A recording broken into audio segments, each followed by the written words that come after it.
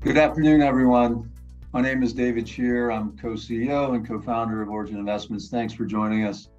I'm here today with Kevin Miller, our Vice President of Investment Management. Kevin is running all of our development projects in the Southeast.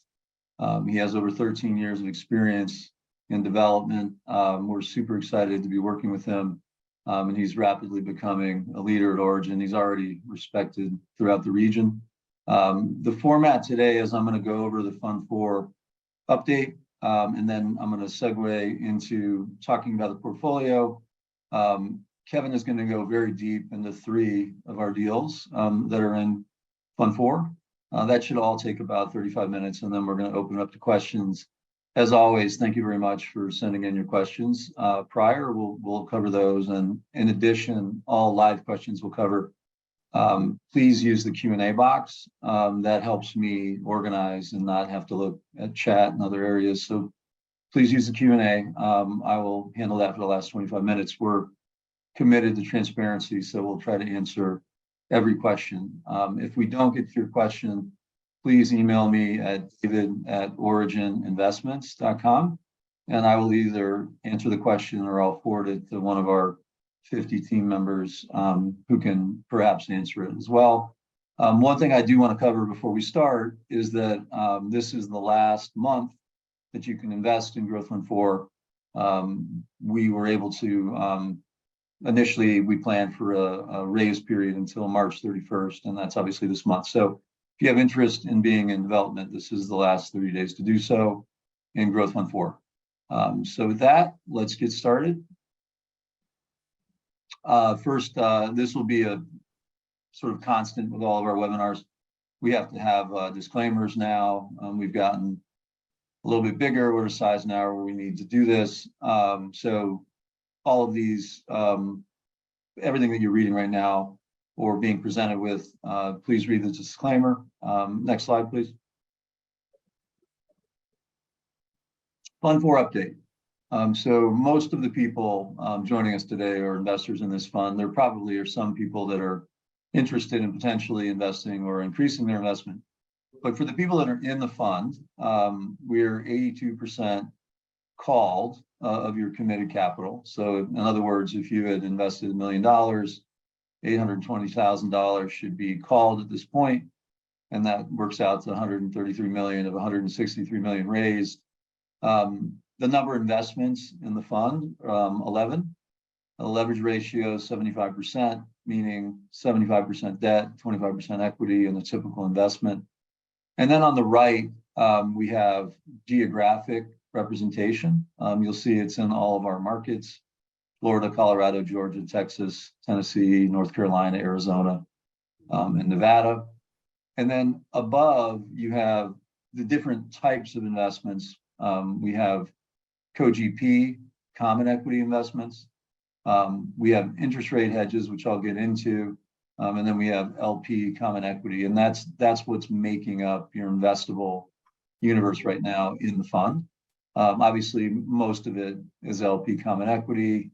That was our intent. Co-GP just means that we have optionality of whether to invest a larger amount as LP or not. And we're, in many ways, and I'll get into this in an example of a deal, in many ways, if you're familiar with venture investing, you're in at the seed round, and then you have the ability to be Series A or not. That's how I would view Co-GP common. So we have the option, not the obligation, to invest in the larger portion of the stack as the deal progresses, based on information that we're getting in the development side, which we like a lot. You also get better economics that way.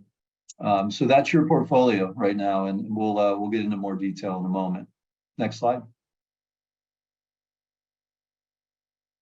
The last slide talked about a pretty significant portion has been invested in interest rate hedging strategies. The reason we did this is it's impossible to hedge interest rates on deals that you haven't broken ground on unless you buy swaptions. You can't swap a loan you haven't borrowed. So you have to do it via swaptions. We've covered this on other webinars. In total, Origin in the last 12 months has made $43 million on our hedges. For this fund, 4.9 million in realized swaption gains, 3.9 million in unrealized swap and swaption gains. So of the 43, $8.8 million has been made in this fund. Now I say made, but the reality is it's a hedge. And so although the fund is up 8.8 million on the hedge, we're also having to borrow more expensive. So I really view this as a net. It's netted out. It wasn't ever speculative, it was a hedge. Next slide.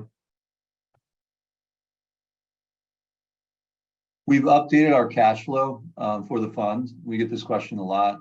I don't recall it was in this batch of questions, but I want to get ahead of this because I know it's a very common question. Importantly, when we're looking at the development period, as you recall, very early on in the fund, when we were marketing the fund, we were marketing a 13 to 15% net IRR. That's been lowered to an 11 to 14% net IRR during development.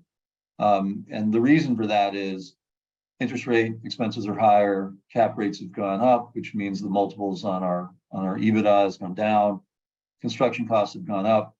And importantly, right now, rents are not going up. They're not going down either, but we believe that they are going to go down. And so all this incorporates this new reality of lower rents, higher costs, and that this really addresses a lot of the questions I do get, which is some iteration of we're looking at a lot of headwinds. What does it do to this fund?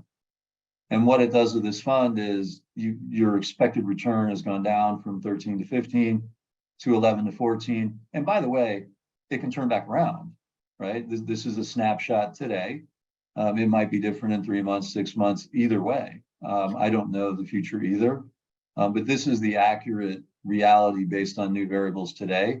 When we exit, we're assuming a 4.75 to 5% cap rate on these deals and they're still producing a 1.55 to 1.65 net equity multiple during development. To give you an idea, when we were underwriting these deals a few years ago or 18 months ago, the prevailing cap rate was 3.2 to 3.5, and we were projecting, exiting anywhere from, a 4.3 to 4.4-ish, because we drift our cap rate higher, still do. But basically you've moved up 50 to 60 percentage points in cap rate. Now, as a percent, if you're talking about a 3.7 cap moving up, 0.6, that's a 15 to 18% increase in cap rate.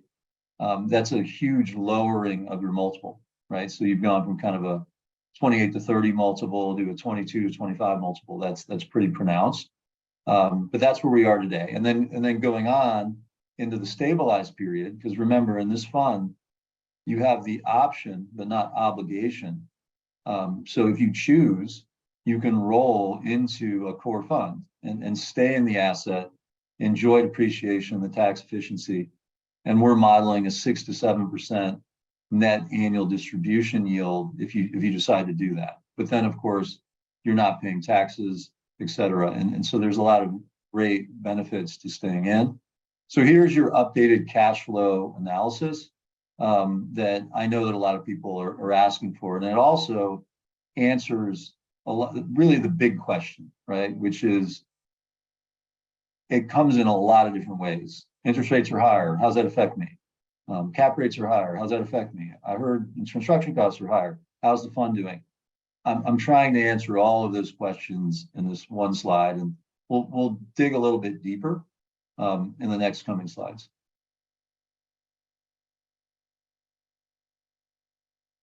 Some of you have started to read, I'm sure, about negative rents or rents that are falling.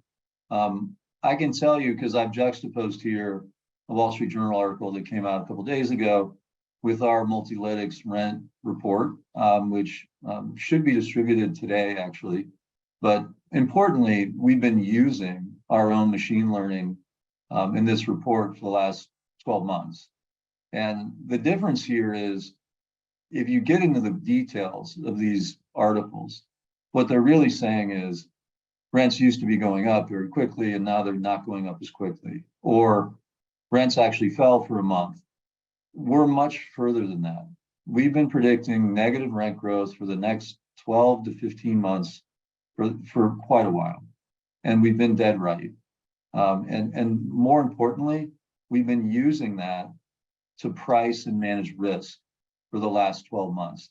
So none of the things you're reading about are things that we haven't already predicted and already incorporated into all of our decision making in this fund and looking forward. And the returns you're looking at incorporate negative rent growth. So, if you have a question about an article you read and say, well, there's negative rent growth, I'm nervous, what does that do to returns? We've already predicted that. It's already in our return projections. 11 to 14 incorporates that. And so in the event we're wrong and there isn't negative rent growth, returns will be higher. The only way we lose is if rent growth exceeds our negative forecast, which right now is the most bearish that I'm aware of any real estate firm. And so that's where we are right now. Now, importantly, and this is very important, we also believe that in 2024, 2025, it goes back to positive rent growth. And the reason for that is, and you can read the full report, please do. We will be getting that out to all of our existing investors today. The long-term fundamentals of multifamily are very strong. The problem right now is that affordability ratios, meaning how much people pay of their disposable income in rent, are very stretched. People are paying too much in rent relative to their incomes. And number two, there's a lot of supply that's hitting in the next 12 months. Now, the second thing will go away in 12 months. So there's a lot of supply hitting, but then it stops and normalizes. And what then takes over is long-term, we're underhoused. Long-term, this is a long-term, this is demand that exists and will exist because we have a growing population. And in our states in particular, there's huge population inflows. And so we like, and Multilytics corroborates this, we like the rent growth a year and a half out, 2 years out, 3 years out, 4 years out. But we also believe that this year it will be difficult. And I believe that in this fund and all of our other funds, we will be able to take advantage of other real estate owners and managers that maybe didn't manage their risk as well as we did. And I think there's going to be real opportunity in this fund and others. Next slide, please. So let's talk a little bit about Multilytics, and this will really bring to life what I'm saying. In 2023, this is where we believe rent growth will be. Obviously, Haven and Apache is the most negative, but then look what happens in 2024. It turns right back around. And what you really need to focus on is the long-term growth in these markets over time. And so even at Haven, if you look out 5 years, 6 years, 7 years, the average rent growth, that's what long-term CAGR means, is 3 to 5%, which is very strong and supports really all of our, it exceeds our development, what we need to get our returns. And you can see on the right, the blue is really what's more important. If you think about long-term assets, that's what we're building here. And that's what either you enjoy if you stay in, or you sell and you capitalize on, meaning the market will pay you for this long-term CAGR. That's what we believe, anywhere from, on average, 3.5%. It doesn't surprise me at all, by the way, that Multilytics comes up with these numbers, because if you look at the long-term CAGR of multifamily for the last 100 years, it's 3%. Like, that's what rent growth is over an enormous data set for 100 years. It shouldn't surprise anybody that that's kind of where it normalizes to.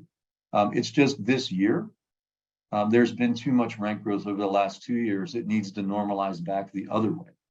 And we believe that that'll happen. By the way, Multilytics takes in 3 billion unique pieces of data a month. And it's been incredibly predictive for the last 3 years. Until it isn't as predictive as it is, we're going to continue to look at it very, very carefully in the decisions that we make. Next slide, please. Now we're getting into the portfolio itself. I'm getting a little bit more granular, and maybe this will bring to life a little bit what I was speaking about earlier on the cash flow slide. So where I would really focus here is on the return on cost. And you'll look in the middle, it says pro forma. And then to the right, it says AI recession stress test. That really means what our underwriting is today. Because our base case today is assuming a recession and negative rent growth. Like that's what we believe. And that's what's in our underwriting. And the pro forma, I'm going back to the middle. I'll just start with Haven and Apache. When we underwrote this deal, it was a 5.6 trended return on cost. That means that when we're done with the development, we've developed the asset and leased the asset, we believe, to a 5.6 unlevered return. And at the time, you had capitalization rates, this is a year and a half, 2 years ago, in this market at roughly 3.5%. So, simple math, if you're looking at 3.5% and 5.6%, that's at minimum a 40% margin. And that's one way to look at margin. So that's a very wide margin. Typically in development, in my experience, I've been doing this 15 years, 30% is sort of the average of the margin that deals get done. And in this case, we were trying to get deals done at a wider margin. And so this was an example of that. So let's keep going with Haven and Apache, and then we can kind of extrapolate this out to other deals. You look at trended return on cost today, it's 5.76%. So it's actually gone up. That's a good thing, right? Going up on your unlevered return is a good thing. And the reason it did that was, if you look at the rents, we had projected $2,200 rents. Now we're looking at $2,300 rents. That shouldn't make sense to you, because I just said we think rents are going to go negative. So why are they higher? Well, because for the 18 months in between our initial underwriting to today, rents probably went up 25, 30% in this market. And so they went up a lot. And now we believe they're going to go down this year. But the net is they're still higher than they were. They're higher than what we projected. And that's a good thing. But what also has happened is capitalization rates have gone higher. And so even though your untrended return on cost is higher, your capitalization rate is higher relative to your original. So originally, we were performing at the time a 4% capitalization rate. Now we drift our rate. So in our analysis, it was ending up 10% higher than that. That's what we do. So at a 4.4. Now on our assumption, it's at a 4.9. So on the one side, you had a 0.16 going the right way, but the capitalization rate actually went from 4.4 to 4.9. And obviously, the margin is compressing. How much did it compress? Well, it kind of went from a 40% margin to a 30% margin. So is that so bad? No. I mean, number one, you're still making money. You're still making good money. But number two, like, this is kind of the historical average for where development happens. So the big theme is the fund is doing well. It's not doing as well as we thought, but it's been able to withstand a tremendous amount of volatility and variables that have actually gone against it. Now, it could also, in 5 months, 6 months, 12 months, it might turn around the other way. But it's our job to let you know where things are at a snapshot today. I would say the fund is very well constructed. The deals were purchased at the right price. We never chased it. And right now, it's a very healthy fund that I would feel comfortable investing in myself today. I could use this same dialectic with every single deal. I won't. If you go down to the bottom, the average return on cost pro forma was 5.8. The average return on cost today is 6.2. So we've actually done a really good job of building what we can control, which is the return on cost, that side of the equation. What I can't control is where capitalization rates are. That's not something that anyone can control. That's market driven. And those have gone up, 0.5 or 0.6. So on average, you get a flavor here of the fund is doing a little bit worse than pro forma, but not much. And that's where we are today. So I hope that's clear. If you have any questions, again, david@origininvestments.com. I'm happy to answer them. We also have, 8 people on our investment management team who can also, go into more detail there. Next slide, please. I thought it was important to compare a development in Fund 4 to the opportunity cost would have been if you bought a stabilized asset a year and a half ago or a year ago. And so on the left, you are participating in a development that you'll recognize. Developments are anywhere from, a 5.8 to a 6.3 return on cost. Here it's a 6.24. The existing capitalization rate is 4.5. Equity multiple target 2.04. So what happens if capitalization rates expand another 50 basis points? Well, what happens to a development is you don't make 2.04. You're going to make less. And by the way, what happens if we also have hard cost increases in addition to higher cap rates? You miss, and there's a 5% increase. So now your multiple goes down to 1.4. What happens if there's 10%? And by the way, costs aren't going up anymore, but let's say they were. Now you're only making 1.08. My point is you can withstand a tremendous amount of shocks. And on the right, a core acquisition, which people really look at as safe. Here you get rent growth. You're out of the gate, equity multiple is 1.28. That's versus 2.04. And if cap rates expand by 50 basis points, you're down to 1.03. What I'm trying to say is this was our thesis all along. We believed that investing in core assets in 2020, 2021, early 2022 was the riskiest thing you could do with money, to be on core assets that were trading at a 3.2, 3.4, 3.5. We viewed that as extraordinarily risky. And we viewed development, because of the margin, is actually quite safe. And ironically, it also had a huge upside tail. And that's what you're invested in. And that thesis is completely held. Next slide, please. All right, I'm going to transition to Kevin, and he's going to go much deeper. And I think you're going to get a flavor of what you hired. When we're not just about deal sourcing, we find great deals in our markets, but we have 8 professionals that are adding alpha and value to every deal. And importantly, a lot of the deals, like I said before, start out as angel round deals. We're co-developing, and we have the option to make a larger investment or stay at our current level. And that will happen in this fund. We will opt to do that, or we'll opt to restructure deals. So there's a lot of optionality in alpha being added. And I think you'll start to get a flavor of that from Kevin. Thanks, Dave. I'm excited to jump in and talk about a handful of deals in Growth Fund 4. And we're going to touch on a number of themes that Dave has alluded to thus far and apply them at a direct development level, at a deal level within this fund. So first deal that we want to talk to you guys about is McKinney Falls. This is a deal in Southeast Austin. It's a path of growth development. It's a suburb that has experienced tremendous growth.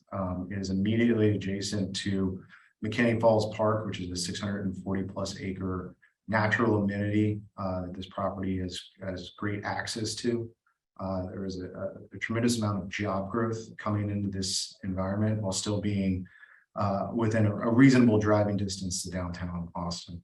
I think one of the creative things about this job, and speaks to proactive management by Origin Partners, and in this case, this is Phil Schuholtz, our AVP in Dallas, who sourced this deal.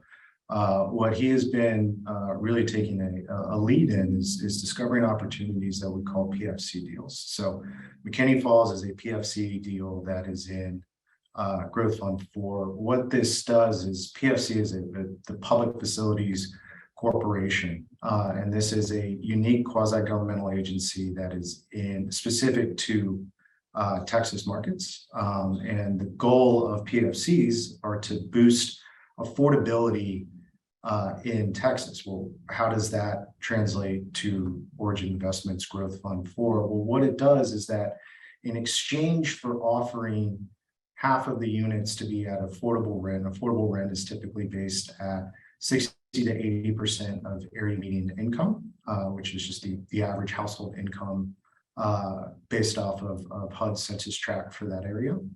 And then offers equitable tax breaks in exchange for providing that level of affordability. And so those tax breaks, one of the biggest risks that we have in Texas is taxes are repriced annually and are not set in any type of specific growth pattern. And so what this does is this significantly de-risks the deal to us. It provides us with a compelling yield on cost that meets and exceeds our return thresholds, while still eliminating a significant amount of long-term risk for this project. And if you think about it in two ways, so we have the tax side of the equation, and then we have the rent side. So now in an environment where we're projecting and have been projecting declining rents, we now have 50% of the units that are income restricted. And so we are cutting that risk in half. And so for these deals, and they're incredibly challenging to find, they're incredibly challenging to structure and execute on. Our acquisitions team has done a great job in identifying this opportunity. And what our job is now as investment managers is we go out and we execute on these developments. And one of the great things is that about this deal is we were tracking it for a long time. We were continuously updating this. And then it got to the point where we were able to close on this deal beginning of last month, so 32 days ago. And we're already under construction, right? And so we have completely eliminated the pre-development risk of construction cost escalation, of permits moving away from us or taking a longer period of time. And we're already putting money in the ground, building that development, trying to get it to fruition faster than anticipated. So that's just one example of both the creative combination of our acquisition officers and then our investment management team working together to really create a lot of value for you, the investor. Next slide, please. So this is another deal. This is a deal that I'm directly covering. This is 277 Clifton. This is a 103 unit townhouse built for rent product located in East Atlanta. This is another path of growth neighborhood with excellent vehicular access. So we're about 10 to 15 minutes to downtown Atlanta, about 15 to 20 minutes to Midtown Atlanta, 15 minutes to the Atlanta International Airport. And for those of us golfers on the call, we are about 5 minutes through East Lake Country Club, which is where they host the Tour Championship every year. And we thought it was important to highlight this deal. Not only is it a differentiated product, but it is a deal that we closed on and broke ground on last summer. And so it has been exposed to some of the challenges that Dave alluded to earlier with development projects. But what we have been able to do in response to those challenges is we feel like we've borrowed best practices from our other BFR deals across our funds and apply them here. So we've actually reworked the designs to make them more appealing to a broader cross-section of the market. We make it competitive with for sale home product that is immediately adjacent to us that is selling for a base price of about $595,000 all the way up to $625,000. And so what that does is by benchmarking that product is that we provide a counterpoint in this environment where mortgage rates have skyrocketed and the cost of home ownership, and particularly in our southeastern markets, has actually increased 40% relative to the cost of rental. So in this case, we have a local home ownership estimated at about $3,600 to $3,800 a month. And our stabilized rent is projected at $2,800 a month. So we're going to be able to offer a very compelling value proposition to prospective renters, in our case, that may not be able to afford the high monthly payments associated with today's mortgage rates.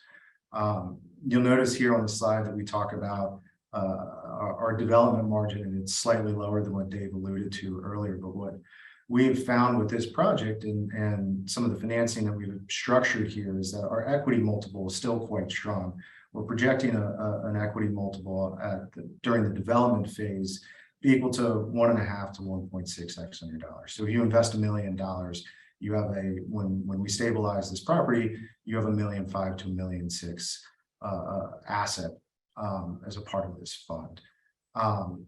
What that means is that this project relative to, again, buying core assets, buying home product, is that we have a protected basis here that we feel like is incredibly compelling over the long term.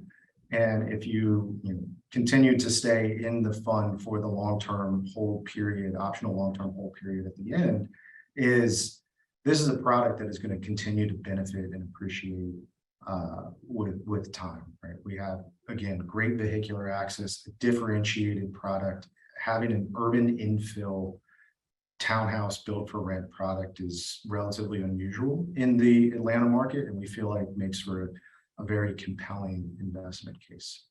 Next slide, please. And so the last case study that we're going to highlight here is our Sanford Road project. So this is, again, a project that I'm covering. It's located in Huntersville, North Carolina, which is a northern suburb of Charlotte. This is an area that has kind of slightly different from the other two projects, has incredibly high demographics. It's a high barrier to entry market. Household income is north of $110,000 and has excellent schools in this area. And this is an excellent case study of myself and our managing director of equity investments, Dave Welk. We started meeting with this developer last summer. And we worked with them to refine the programming. So we added units here. We made the amenity space more compelling and continued to add value throughout the design process. And we got to a point where we were actually ready to close on this deal in November of this past year. And when we closed on it, we had roughly a 35 to 40% development margin. We have seen some decline in rents, which again was predicted years ago, and we baked it into our underwriting assumptions and downside cases. And we still have a 30 to 37% development margin. This was actually the case study that was used a few slides ago, that based on today's underwriting and today's prevailing market cap rates, we believe this is actually a 2x plus multiple on your dollars. So this is a very compelling project from a numerical standpoint. And one of the reasons it's so compelling here is again, due to those high demographics, but also high barriers to entry in this market, right? And this is where we come in with very proactive management. We are our co-GPs on this deal with alongside our development partners. And so we've actually worked with them through securing not only permits and entitlements, but responding to zoning challenges that have come up, responding to utility access questions that have come up. And we actually have gone in and worked with our engineers, our lawyers, and walked alongside our developer hand in hand to make sure that we are continuing to get the product that we want here. We're projecting breaking ground on this project in Q2. And we feel like, again, speaking back to that affordability relative to home ownership here, we feel like when we deliver, we're going to be roughly $1,000 to $1,200 a month lower compared to median average home sales at today's mortgage rates.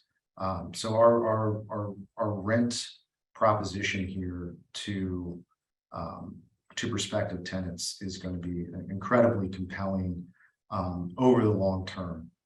All right. Thank you. We're right on schedule. Look at that. 1:35. Awesome, Kevin. Great job. Thank you. Again, if you wanted to go deeper, we can.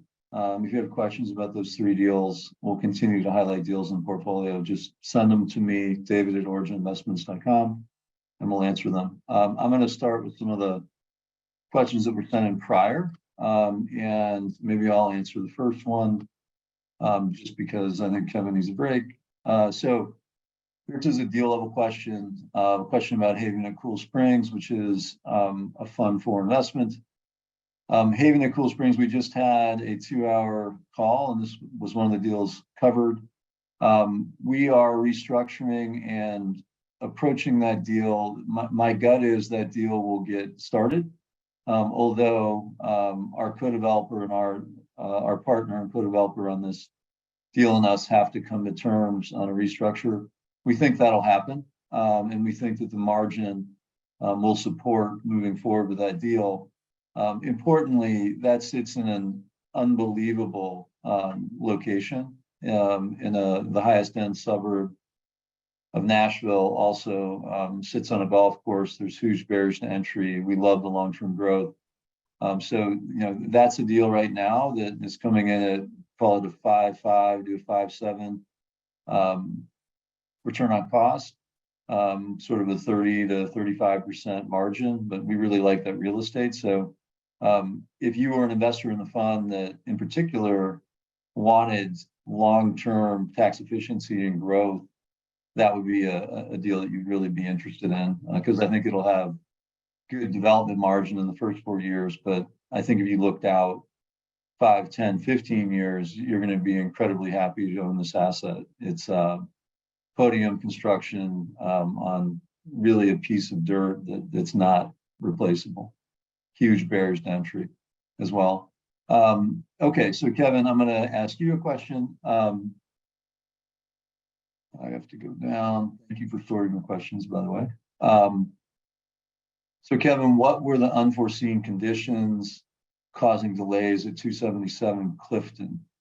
Yeah, absolutely. Thanks, Dave, and thank you to whomever submitted that question. So, unfortunately, we have seen some delays there.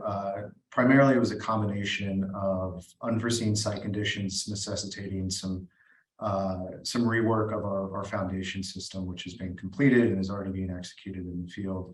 And then, frankly, we just had a lot of rain this winter. We had 30% or 35% more rain than the past 10-year average in the Southeast. And so that slowed down a lot of the site work that was ongoing on site, as we had a number of days down as a result of that. All right, back to me.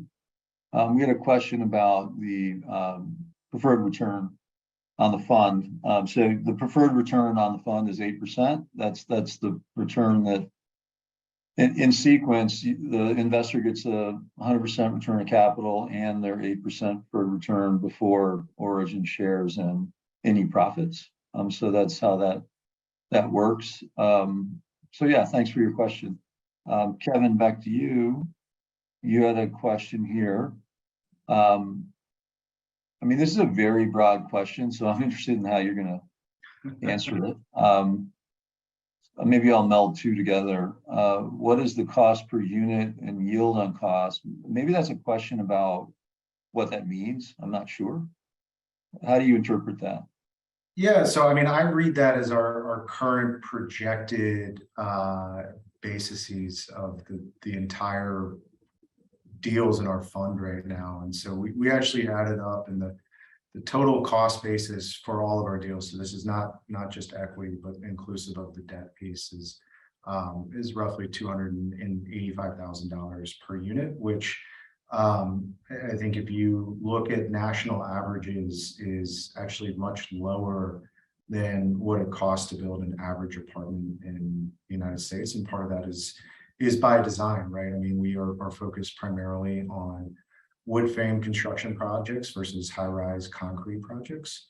And so as we looked at some of the affordability components that go into our rent growth modeling and multilytics, one of the compelling things about not just Growth on Four, but Origin as a whole, is that we've actually made a very distinct focus of finding deals that are either podium mid-rise, walk-up garden product, and now increasingly BFR and SFR product as a whole.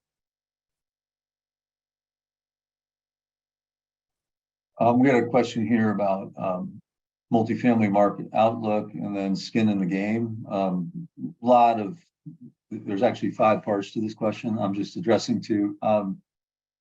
Multifamily market outlook, I think it'll be a difficult 2023 in terms of rent growth. And then it's taken over by extraordinarily strong long-term fundamentals. Remember, we're in a long-term asset. And I think that we'll be reporting out on positive rent growth in 12 months. That's certainly what Multilytics is predicting, and it's been very predictive.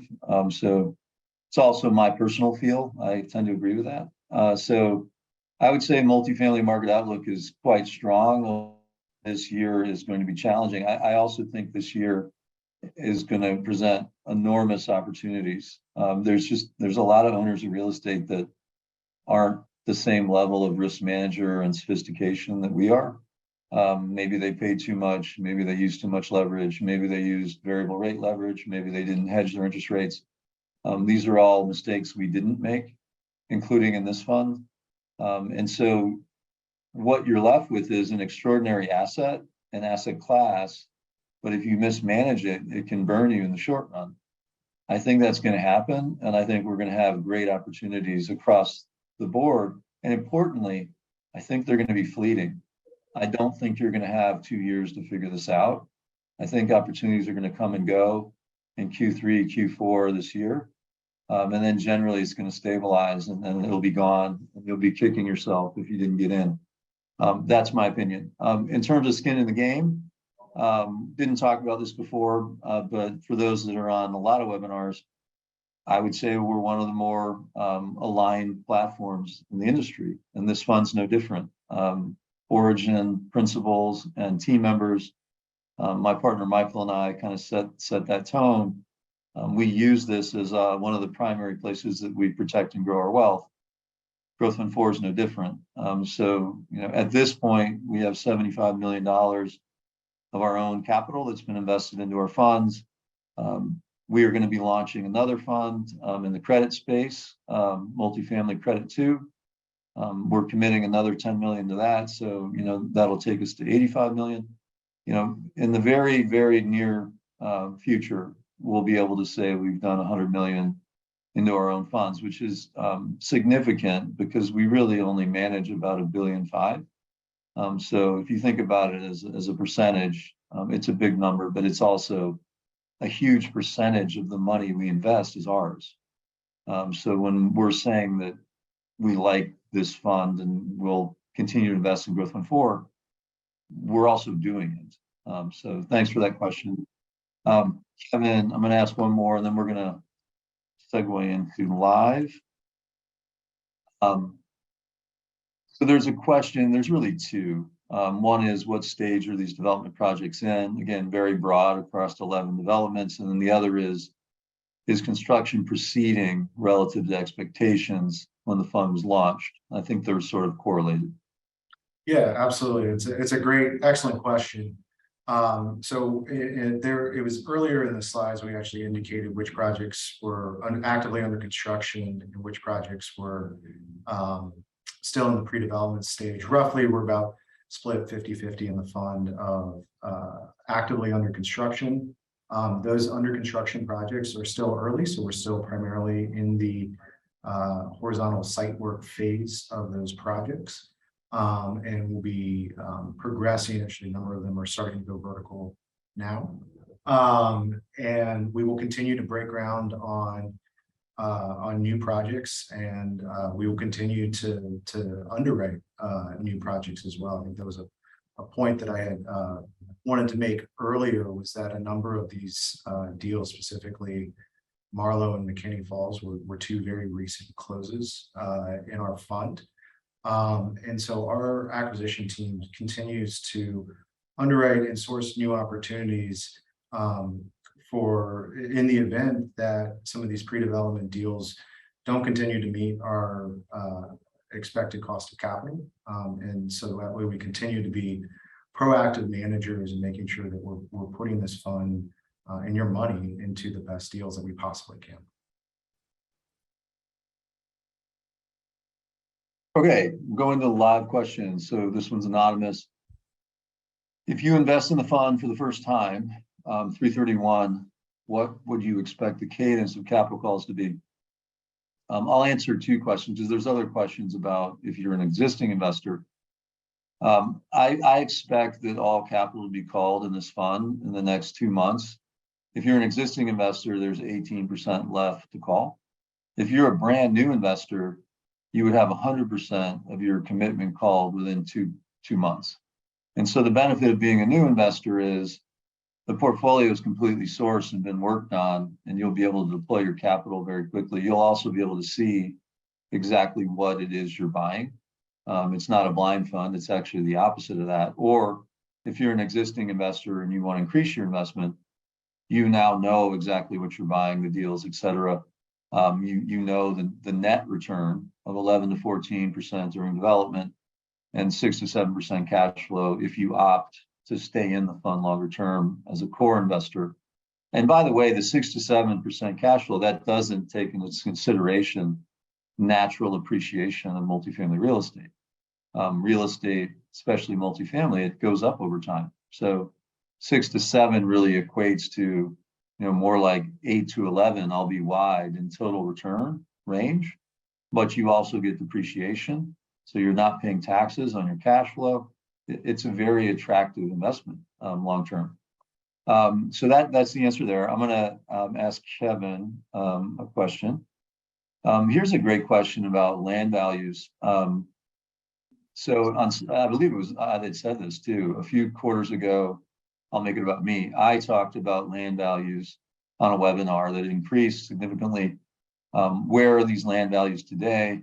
At the time, Kevin, I was representing that anywhere from $30 to $50 million of gains had happened in the land value, which at the time was accurate, probably 3 quarters ago. I would estimate, I'd actually, before I answer the question, I'll let you answer it, and I might add to it, I might not.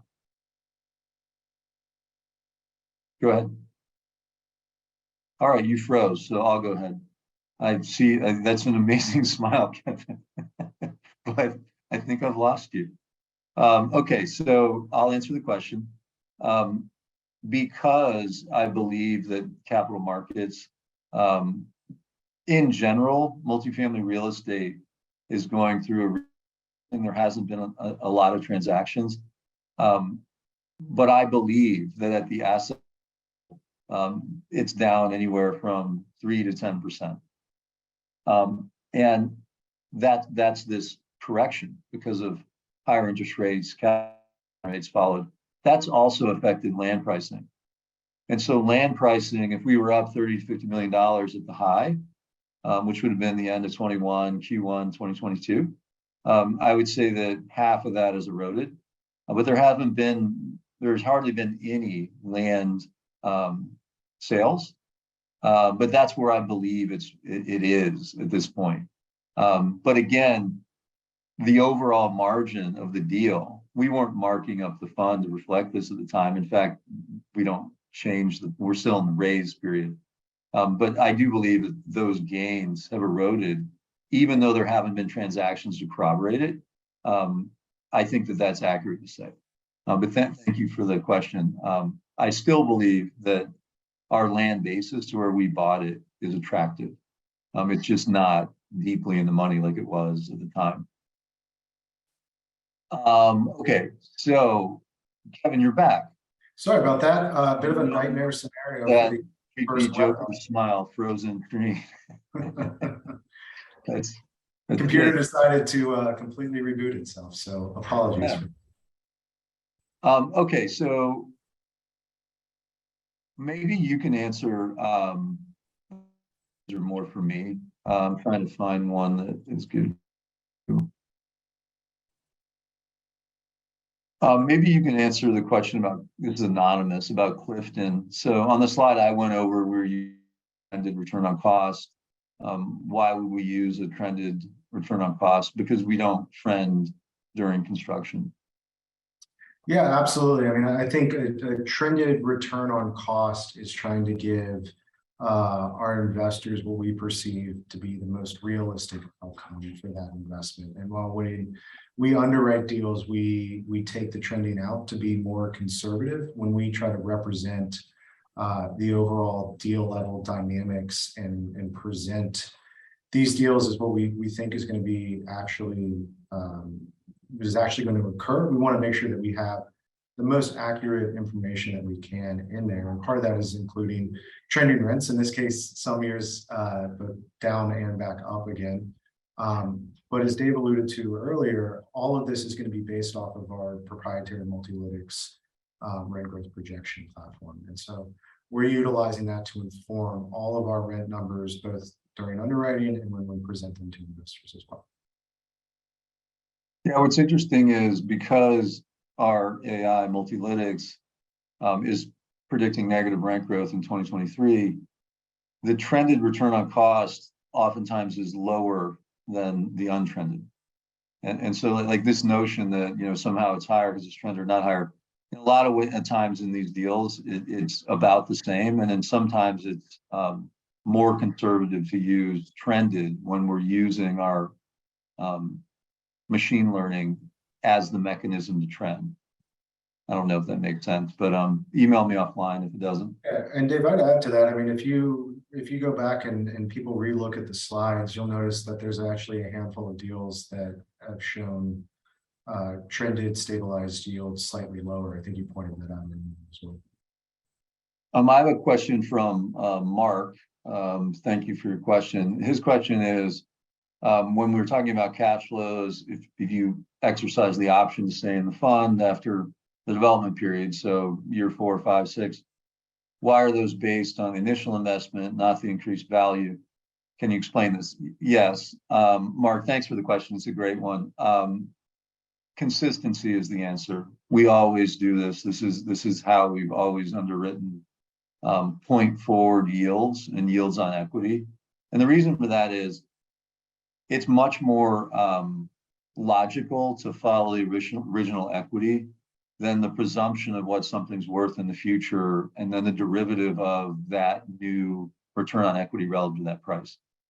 So you're right that you really should base it in a perfect world on the opportunity cost, which would be at the higher valuation. But that's not how we do things here in this case. We base it on original. But it's a very good question, and it's another example of how astute our investors are. And so I appreciate it. Okay, so here's a great question from Greg. Thanks, Greg, and thank you for paying attention, because a lot of these questions show they're paying attention. So I'll answer this, Kevin. Would we shift from ground up development to acquisitions? You referenced there could be quick opportunities to capitalize on disruption in the next quarters, or certainly in 2023. Greg, we won't buy cash flowing developed in this fund. We will do it in Income Plus, different fund. There will be great opportunities in our Credit Fund 2 and Income Plus in recapitalizations, which also, Credit Fund 2 will be able to buy notes, senior notes, which they can either work out to have them perform or take over the asset. So there'll be places to do that, but not here. Here, where opportunities could arise would be the that either haven't started or half through and have stalled. And so, rather than buy a brand new piece of land and go through entitlements, what if we buy a piece of land that's been entitled, they've broken ground, and now they're in trouble? And so now we can, for example, maybe their equity is gone. It didn't work. So we buy that note from the bank, that all the equity's gone. So the first 20-25% of the capital structure is gone. You buy the note, maybe even buy the note at a discount. Now we're in development, what we do in this fund, but we're in development through a distressed acquisition. We would do that, not built stabilized, but we would do things like that in this fund. And if we do that, we have deep experience at that. Remember, Origin was born out of the Great Recession, and I don't want distress anything for the economy. It's not what I wish for the U.S. I don't want people, to suffer in any way. investors, developers, whoever. But the reality is our highest returns were in that environment. And if it's going to go there, we'll do really, really well in all of our funds in that environment. That's the environment we're probably most comfortable in. I don't have more questions, Kevin. Are there any that you want to cover? You can see them too, that you feel like should be covered. I think you've done a great job covering a lot of the kind of critical issues that have come up and some of the opportunities that we still see in the development space. So I'm not sure of that anymore. Yeah. You asked a question and I didn't get to it. I tried to group a lot of them together to be mindful of everyone's time. I think we've been efficient. We're a little bit under an hour, which is great. David at Origin Investments, please email me. I really do like the dialogue. I answer all of them, or I will, make sure that someone does. Thanks for your time. Thanks for your partnership. If you're a partner on Growth Fund 4.